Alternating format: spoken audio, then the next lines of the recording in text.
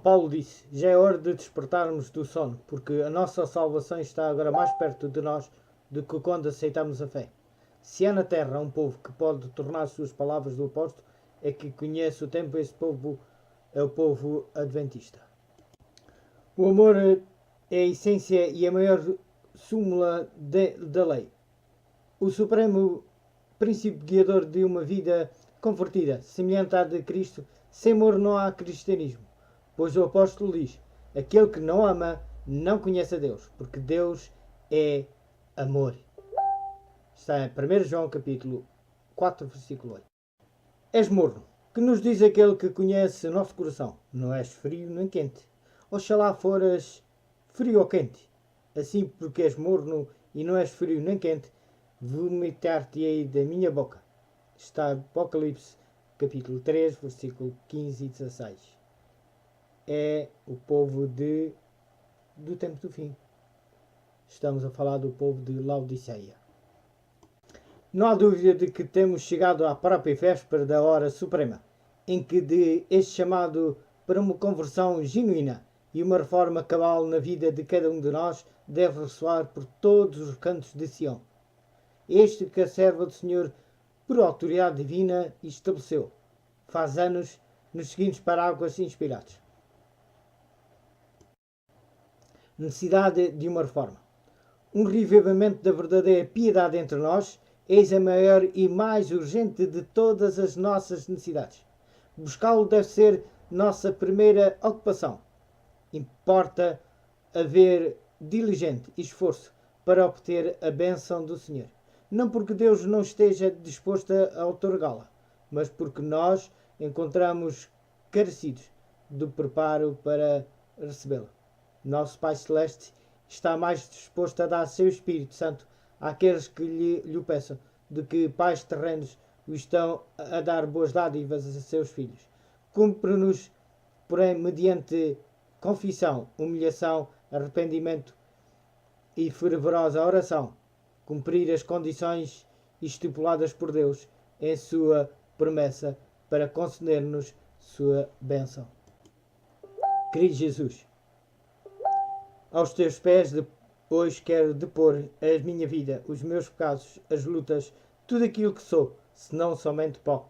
Preciso de ser transformado e de nascer de novo. Ajuda-me, Senhor, a ser fiel a Ti em todo o meu viver.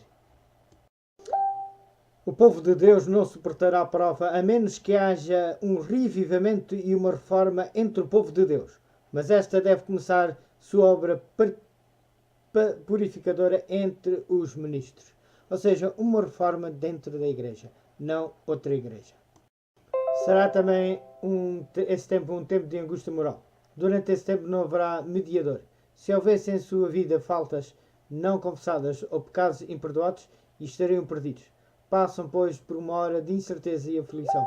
Por um momento parecem não estar seguros de que todos os seus pecados tenham sido apagados. Como Jacó na noite de angústia que passou junto ao Jaboque. Eles humilham suas almas diante de Deus e clamam com todo o fervor.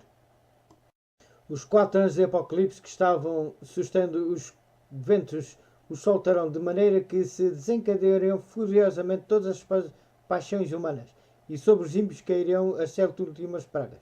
Será uma época de terrível agonia para o mundo, de açoites tais como nunca se presenciaram na terra.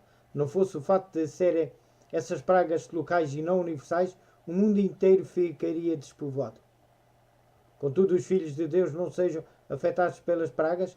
Para eles, esta época será um tempo de angústia indizível, em duplo sentido. Será, em primeiro lugar, uma angústia material, com raiz na perseguição, despiedade de que serão objeto.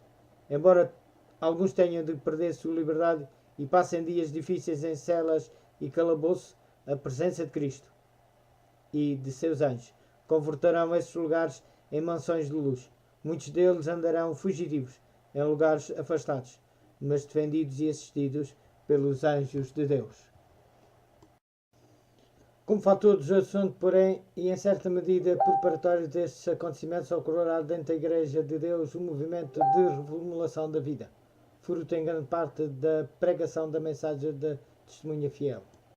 A chuva serôdia, a pregação intensiva e a terminação da obra, por outro lado, Deus deseja derramar sobre o seu povo a chuva serôdia do Espírito Santo, assim como a chuva temporal. Habilitou a Igreja Apostólica para proclamar as boas novas da salvação com sucesso por todas as partes do mundo. De então, este refrigerante eflúvio do poder divino permitirá que o povo de Deus, da atualidade, complete sua obra e alcance toda a nação, tribo, língua e povo. Este é o momento em que os filhos de Deus deverão preparar-se para sair das grandes cidades e em breve abandonar também as cidades pequenas. Depois que as 7 últimas pragas começarem a cair, quer dizer, depois de finalizar o tempo da graça, ou seja, durante o tempo de angústia, dar-se-ão os seguintes acontecimentos nesta cadeia. Primeiro ponto.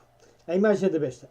O protestantismo apostatado procurará matar quantos não o adorem.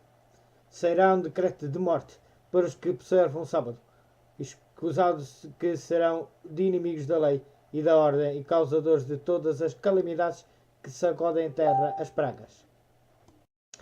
O decreto de morte terá uma data específica para o seu cumprimento.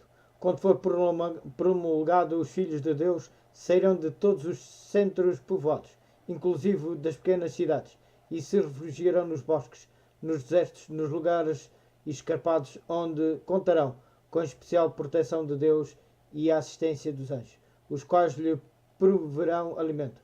Será um tempo de verdadeira angústia, em que os fiéis clamarão a Deus de maneira incessante e com todo o fervor, solicitando libertação.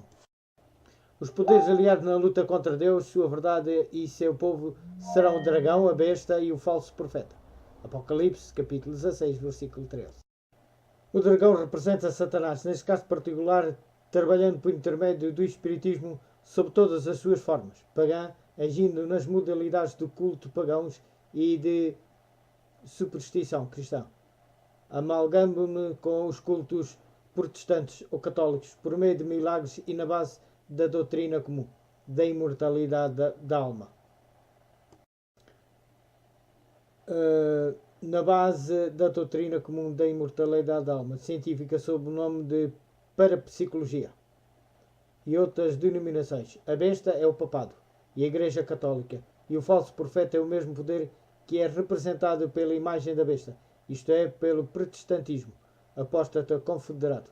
Tanto o protestantismo como o papado atuarão em estreita vinculação com o Estado para impor leis de caráter religioso.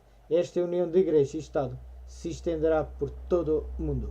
O Armagedon, o ato seguinte do drama milenar da luta entre o bem e o mal, é descrito precisamente sob a sexta praga. Ou seja, o Armagedon, o profeta viu sair da boca do dragão, o espiritismo, da boca da besta, o papado, e da boca do falso profeta, o protestantismo, apóstatas, 3 espíritos imundos, que são espíritos de demónios, os quais farão grandes sinais para enganar e irão aos reis de toda a terra para induzi-los à batalha final contra Deus, seu povo e sua verdade. Está em Apocalipse, capítulo 16, versículo 12 a 14. Por todo o tempo que durar a perseguição, os fiéis contarão com a proteção especial do Senhor, bem assim com a companhia dos santos anjos. Em sua última fuga de emergência das cidades serão atacados pelos exércitos perseguidores, porém as espadas levantadas contra eles se quebrarão como se fossem de palha.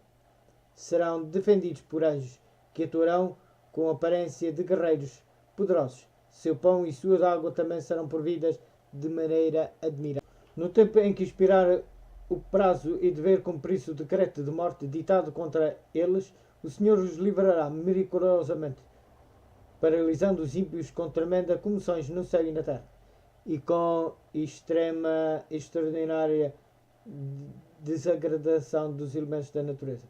Em meio da confusão e da ira, os atacantes começarão a lutar uns contra os outros, destruindo-se mutuamente.